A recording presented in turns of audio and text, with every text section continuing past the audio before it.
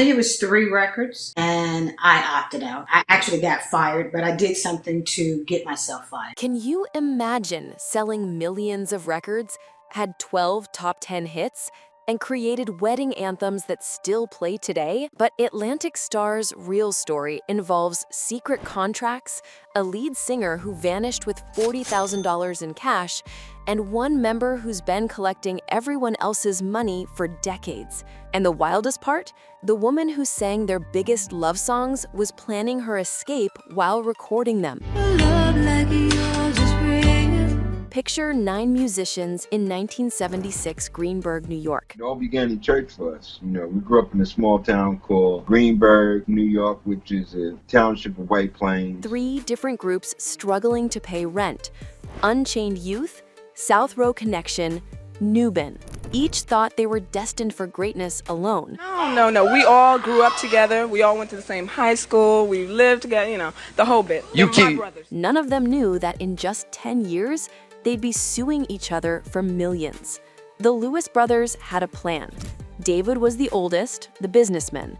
Wayne was the creative force.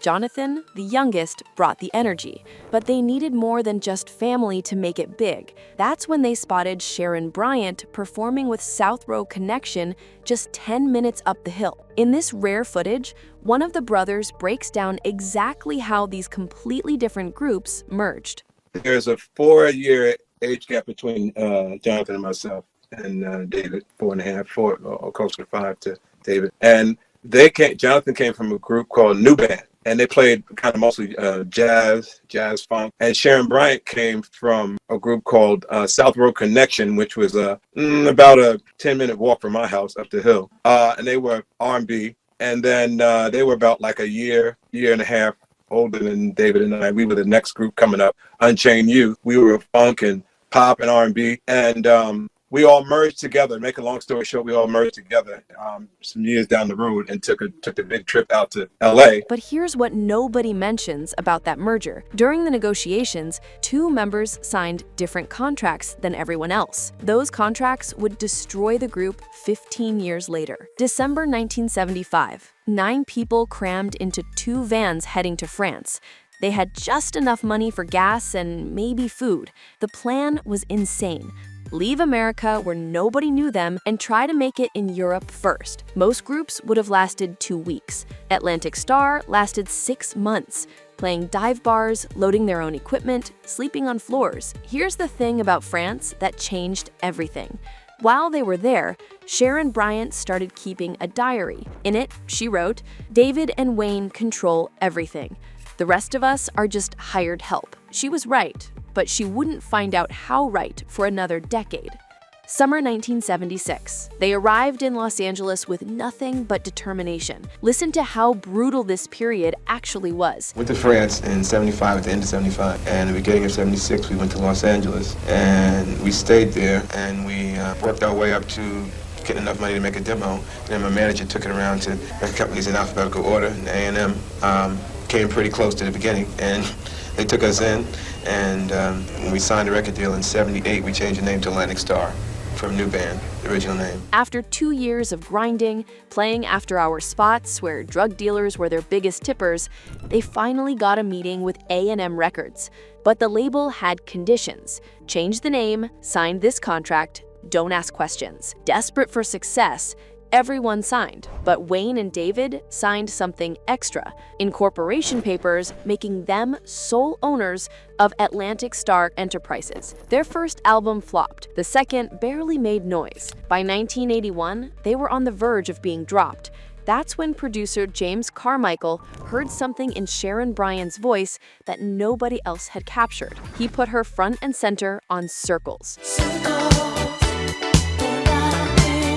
Circles shot to number 2 on the R&B charts in 1982. Suddenly, the group that couldn't get arrested had a hit.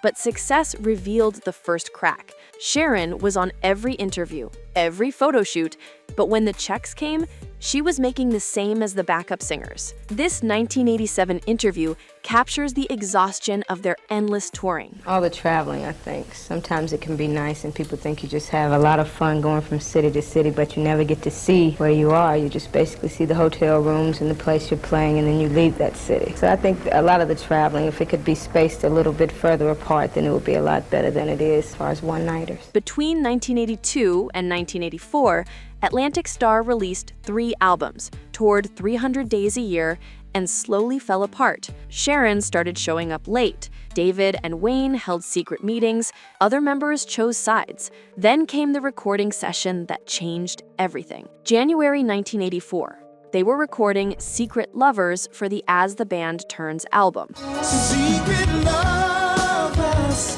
yeah. The song was about forbidden love, 2 people who couldn't be together. What the other members didn't know was that Sharon had already hired a lawyer. She recorded her vocals knowing she'd never perform the song live with them. We both know that we should not be together. But first, something happened the night before Sharon officially quit. She was supposed to deposit the group's touring money, $40,000 in cash from their last 3 shows. That money vanished.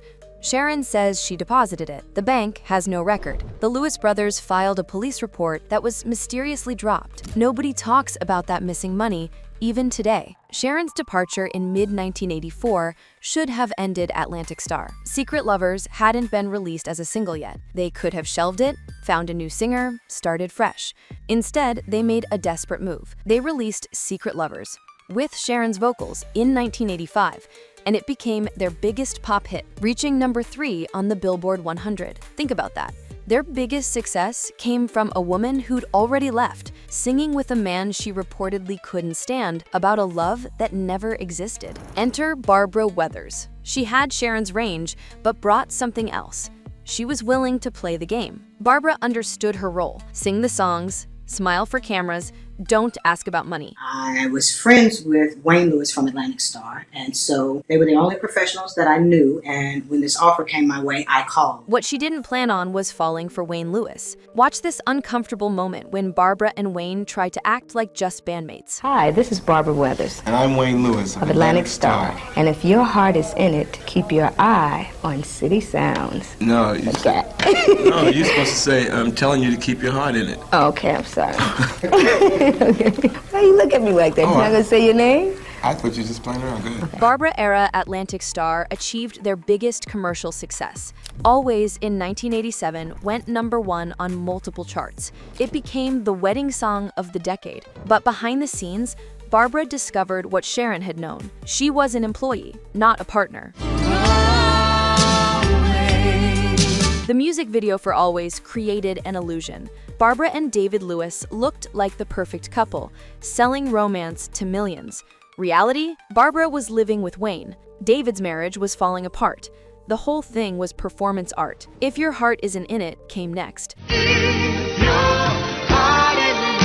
The title was Wayne's idea, and everyone knew why. Hearts definitely weren't in it anymore. Original members Porter Carroll Jr., Clifford Archer, and Joseph Phillips had already left quietly, replaced by hired guns who didn't ask questions. These 2 collaborators revealed the bizarre dynamic of creating that video. We told our director that we wanted to do something that was totally different than everybody else, because if you have a video it's hard to have a video with 2 people together singing a ballad without looking exactly like every other video. And if you try to put some dance in it, even if it's slow and choreographed, it looks like what everybody else is doing. So we had to really come up with a concept that was unique, and so the director and my manager and us together pulled off the sequel to Secret Lovers, and our director, Jane Simpson, wanted it to be the type thing like the movies. Then came the bombshell that nobody saw coming. In 1991, David Lewis announced he was leaving Atlantic Starr to pursue gospel music. His wife had become deeply religious, and David followed. But here's what David didn't announce. He was keeping his ownership of Atlantic Starr. He'd collect checks forever without performing another secular show. Barbara couldn't take it anymore. She left in 1992, ending her relationship with Wayne and the group simultaneously.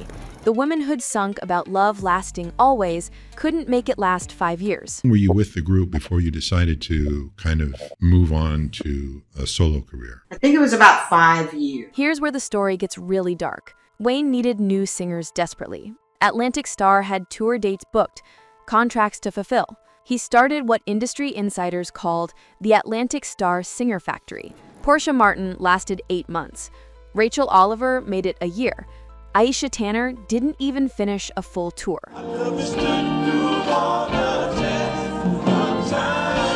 Each replacement was given the same deal: small salary, no ownership, sing the hits exactly like the originals. They were tribute singers in the actual band. Wayne's search for the next voice led to this accidental discovery. Actually, I was in the studio in my hometown of White Plains, and we were working on some demo, and I heard in Studio A, this sound was coming out. Somebody was singing a song like it's no lie. It's no lie.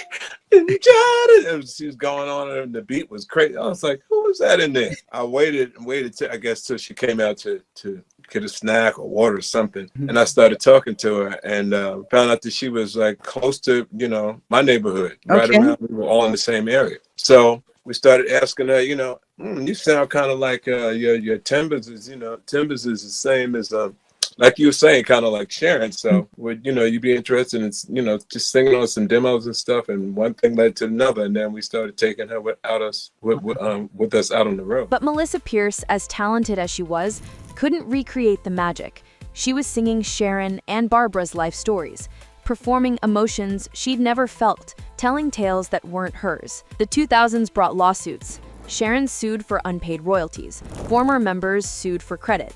The Lewis brothers sued anyone using the Atlantic Starr name without permission. The group that sang about love was drowning in legal hate. Wayne's perspective on why modern music can't recreate what they had is revealing. And then nobody plays a real musical instrument now. So music is not coming from their soul and their heart and soul and from their fingertips. They're just downloading a beat that's already there and then spitting to it. So it's not the same organic music that you was getting. Now here's the secret that's been hidden for 40 years. When David and Wayne incorporated Atlantic Starr in 1978, they included a clause that gave them rights to all recordings in perpetuity. Every streaming play, every wedding dance, every commercial use. The money flows to them. Sharon Bryant, who sang those iconic vocals, she gets nothing unless she tours. The missing $40,000 from Sharon's last night, it was never found. Sharon claims she deposited it. The Lewis brothers claimed she stole it. The police investigated but suddenly stopped. One detective later said he was told to let it go by someone high up. That money could be anywhere, but its disappearance marked the real end of trust in Atlantic Starr. By 2010, there were 3 different groups touring as Atlantic Starr. Wayne had his version. Sharon toured as Sharon Bryant of Atlantic Starr until cease and desist letters stopped her. Other original members formed their own touring groups. Promoters didn't know who was real anymore. This final interview with Wayne shows a man trying to rewrite history. I call them family. It's almost like they're coming into your living room, huh? Yes. Wayne Lewis passed away, taking many secrets with him. David Lewis remains in gospel, collecting Atlantic Starr checks while preaching. We are David and Marian Lewis of Into the Light Ministries. And for those who don't know about our history or past, I was one of the producers, arrangers, and songwriters for the group Atlantic Starr. Sharon Bryant struggles financially. Her voice that made millions, now earning thousands. Barbara Weathers vanished completely, refusing all interviews about her time with the group. The other original members, Porter Carroll Jr. works in construction. Clifford Archer teaches music at a community college. Joseph Phillips hasn't been seen publicly in years. The people who helped create the Atlantic Starr sound were discarded when they stopped being useful. Today, Melissa Pierce continues touring as Atlantic Starr's lead singer, performing at casinos and festivals. The current lineup includes Wayne's nephew and some hired musicians. They play the hits note for note, trying to recreate magic that came from real relationships, real pain, real joy they never experienced. The streaming numbers tell the story. Always generates over $50,000 annually. Secret Lovers brings in $30,000. Circles adds another $25,000. That's just 3 songs. The full catalog, worth millions. But Sharon Bryant, whose voice is on those recordings, sees none of it. Atlantic Starr still tours in 2024, with dates booked through 2025. Tickets range from $45 to $150. The shows are professional, the music sounds right, but something's missing. The soul that came from 9 hungry musicians fighting for their dreams can't be replicated by hired performers reading charts. The group's net worth today, David and Wayne's estates control an estimated $5 million in publishing and naming rights. Sharon Bryant's net worth is reported under $100,000. The disparity tells you everything about how Atlantic Starr really worked. They gave us Always, but couldn't last. They sang Secret Lovers while keeping worse secrets.